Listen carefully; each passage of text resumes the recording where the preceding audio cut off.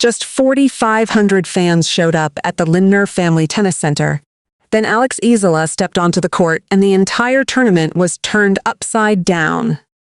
The WTA watched in stunned silence as a player who had sold out 12,500 seats in Toronto arrived in Cincinnati with the power to fill an 11,614-seat stadium, or expose the emptiness of an event that had lost its biggest stars.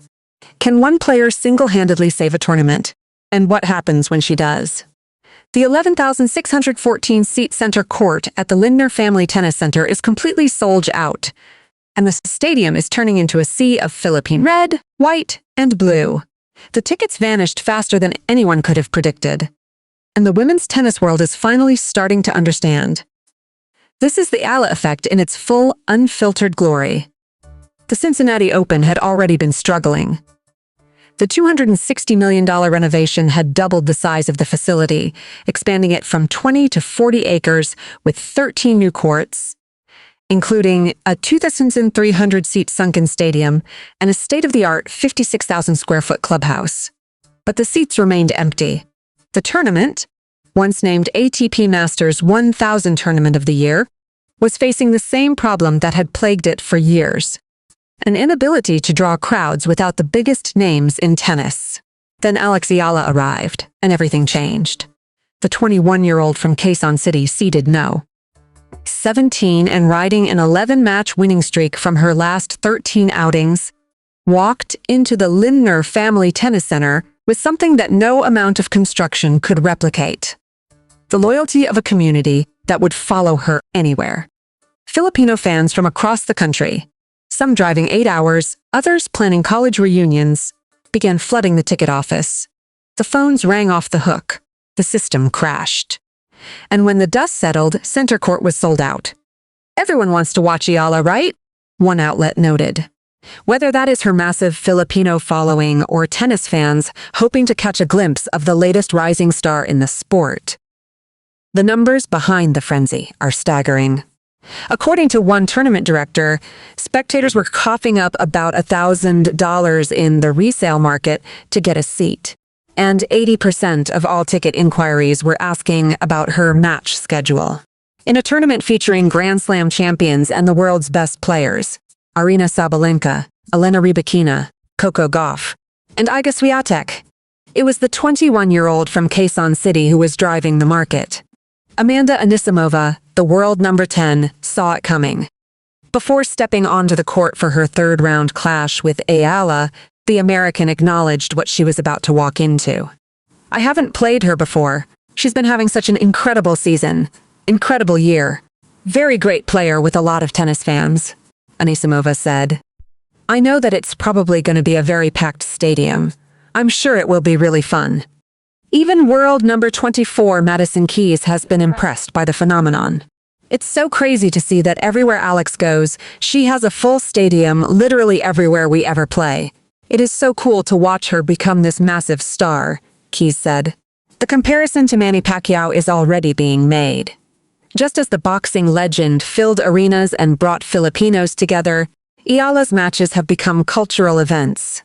"I never really crossed my mind while watching his fights back home that one day I would be compared to him," Eala said, humbly deflecting the comparison. "I'm still very, very far from the levels of Pacquiao."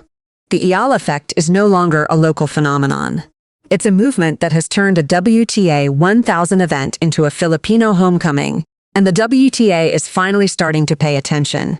Center court is sold out, the flags are waving, and a new era in tennis is being written in red, white, and blue. The ticket office at the Lindner Family Tennis Center had barely opened when the system crashed. And within hours, tournament officials were staring at a resale market that had gone absolutely berserk. Filipino fans were shelling out upwards of $1,000 on the secondary market just to get a seat. The Eala effect had officially arrived in Cincinnati, and the price tag was staggering.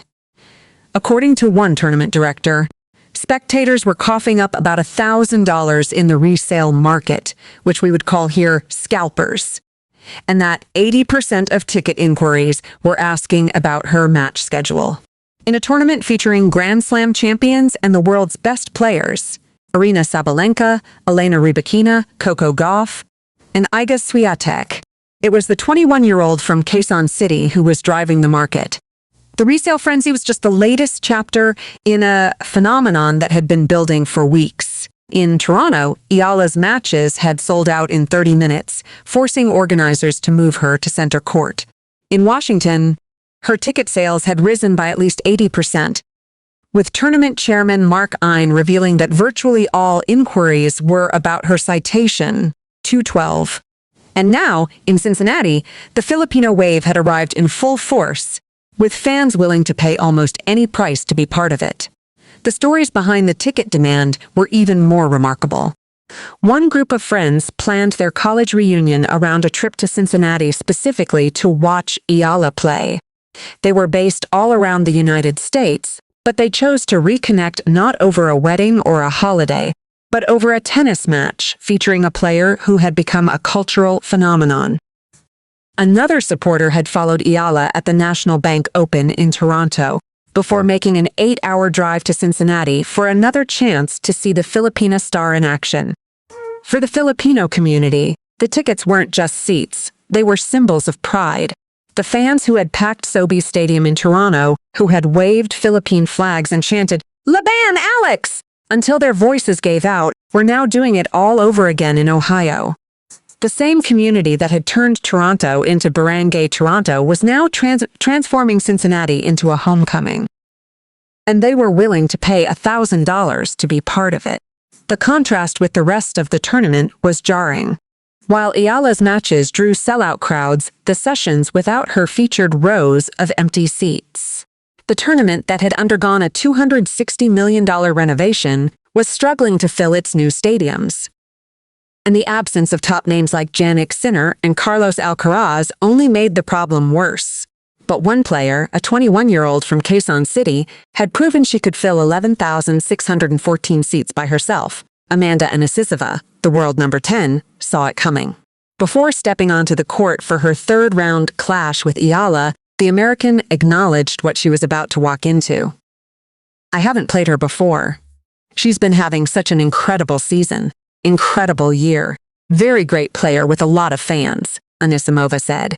"I know that it's probably going to be a very packed stadium. I'm sure it will be really fun." Citation 3. What would you do if the demand to see you play drove ticket prices to $1,000? For Alex Eala, the answer was simple. She would stay focused on the tennis, she would keep her eyes on the court, and she would let the frenzy unfold around her. Because she knew that the $1,000 tickets weren't about her.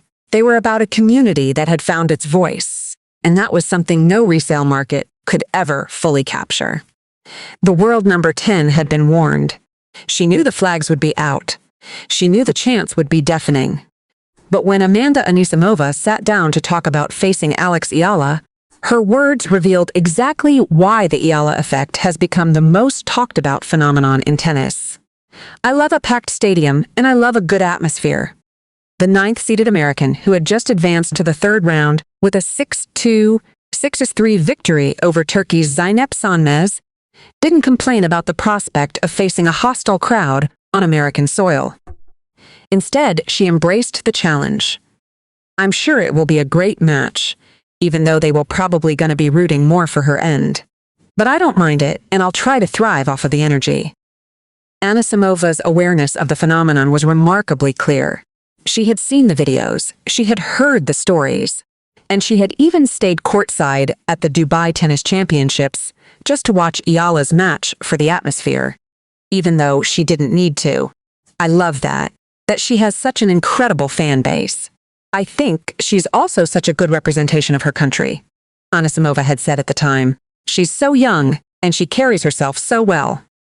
It's so good to see." The American understood exactly what she was walking into.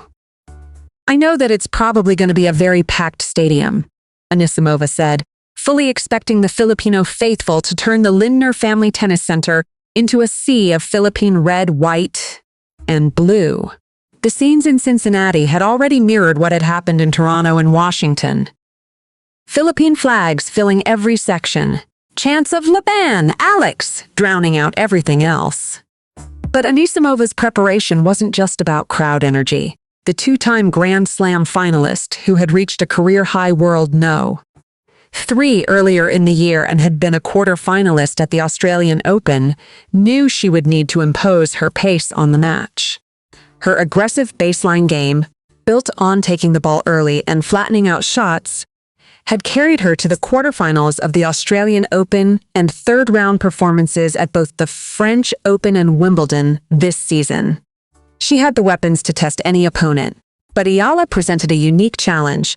The 21-year-old Filipina seeded no. 17 and riding an 11-match winning streak from her last 13 outings, had already proven she could handle elite opposition. Her 10-4 record against top 10 opponents placed her alongside legends like Steffi Graf, Martina Navratilova, and Monica Seles in the history books. She had beaten world no. 3 Jessica Pegula in the Washington final just weeks earlier, and she had already defeated 7 of the world's top 10 players this season. The tactical contrast between the two players was stark. Anisimova would attempt to impose her pace and shorten points, while the left-handed Eala would look to absorb that power, change direction, and test the American's movement. Eala's clean ball striking, relentless consistency, and ability to dictate play from the baseline had become her trademarks, while Anisimova's devastating power and first-strike tennis had made her one of the tour's most dangerous players. But there was something different about playing when thousands of fans believed another upset was possible. You may be playing Alex Eala in America, but once the Filipino fans arrive, it can suddenly feel like you're playing her in the Philippines. Anisimova, an American playing on home soil, found herself walking into a stadium where the crowd would overwhelmingly be against her. The same experience had been described by 4-time Grand Slam winner Naomi Osaka as more like a basketball game than a tennis match. For the American, the moment was about more than just tennis. Anisimova had acknowledged that Eala was such a good representation of her country, and that she carried herself so well. The respect between the two players was genuine.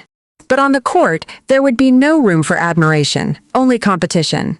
What would you do if the hottest player on tour had an entire nation behind her? For Amanda Anisimova, the answer was clear. She would embrace the challenge. She would try to thrive off the energy. And she would hope that experience could overcome the momentum of a player who seemed unstoppable. But when she stepped onto center court in Cincinnati, she would discover exactly what the Eala effect truly meant, and why the Filipino wave had become the most powerful force in women's tennis. The Lindner Family Tennis Center had been transformed. The crowd that had been described as incredible by Eala herself had turned the Ohio venue into something that felt like Manila. And the players on court could feel it. I haven't played her before. She's been having such an incredible season, incredible year. Very great player with a lot of fans. Amanda Anisimova's words before the match captured the reality that every Eala opponent now faces. The 21-year-old Filipina had turned tennis tournaments into cultural events, and the world number 10 knew exactly what she was walking into. "I love a packed stadium and I love a good atmosphere," Anisimova said. "I'm sure it will be a great match, even though they will probably gonna be rooting more for her end. But I don't mind it and I'll try to thrive off of the energy." The scenes in Cincinnati mirrored what had happened in Toronto just weeks earlier. Filipino fans had followed Eala from Washington to Toronto and now to Ohio. They packed the stands, waving Philippine flags and roaring after every Eala winner. The support had become so distinctive that one observer noted, "You may be playing Alex Eala in America, but once the Filipino fans arrive, it can suddenly feel like you're playing her in the Philippines." The lengths fans were going to were extraordinary. One group of friends had planned their college reunion around a trip to Cincinnati specifically to see Eala play. They were based all around the United States, but they chose to reconnect not over a wedding or a holiday, but over a tennis match featuring a player who had become a cultural phenomenon. Another supporter had followed Eala at the National Bank Open in Toronto before making an 8-hour drive to Cincinnati for another chance to see the Filipina star in action. The ticket prices reflected the demand. According to one tournament director, spectators were coughing up about $1,000 in the resale market just to get a seat. And 80% of all ticket inquiries were asking about her match schedule. In a tournament featuring Grand Slam champions and the world's best players, it was the 21-year-old from Quezon City who was driving the market. For Eala, the support was overwhelming. "Saya pala dito sa Barangay Toronto," she wrote on social media after her Toronto run. "It's fun here in Barangay Toronto." The nickname, borrowed from the passionate, community-driven atmosphere of Philippine basketball, had captured exactly what the week had meant to her. "Difficult to put into words, but very easy to be grateful for you all," she added. "Feeling the love in ways that I will probably only fully appreciate later." The tournament director, Carl Hale, had already witnessed the phenomenon firsthand. "We've never seen a player ranked outside the top 5 have this type of effect," Hale said. "Every match she played it sold out. And the impact wasn't limited to ticket sales, it was about community. In the past, we saw tens of flags from various nations throughout. This year, we saw hundreds and thousands of flags. What would you do if a community of thousands showed up just to see you play?" For Alex Eala, the answer was simple. She would give them everything she had. She would fight for every point. And she would remind them that their support was the reason she kept going. Because she knew that the Filipino wave wasn't just about filling seats. It was about a community finding its voice on the world's biggest stages. And that voice was only getting louder. The 11,614-seat center court is sold out.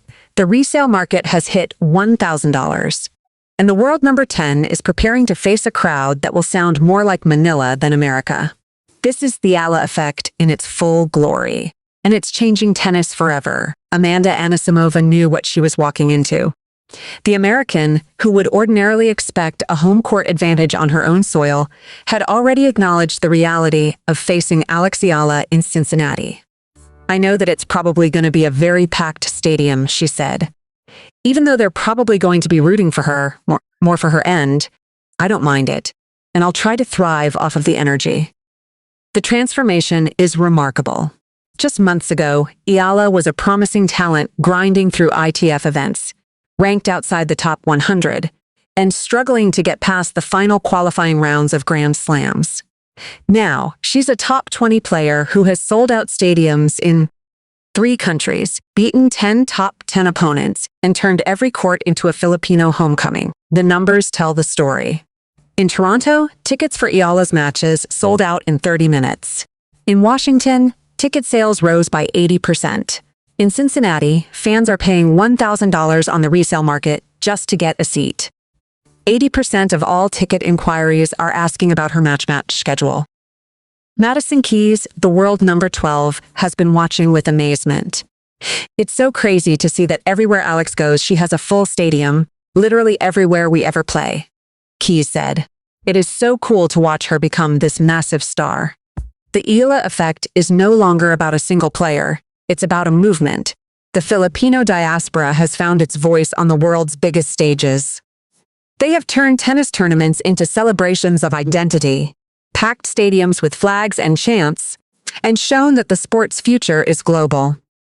Eala's matches have become cultural events that transcend tennis, drawing fans who had never watched the sport before. The Philippine Tennis Association has seen racket sales spike 66%. And the country is building a new national tennis center with an 8,000-capacity stadium.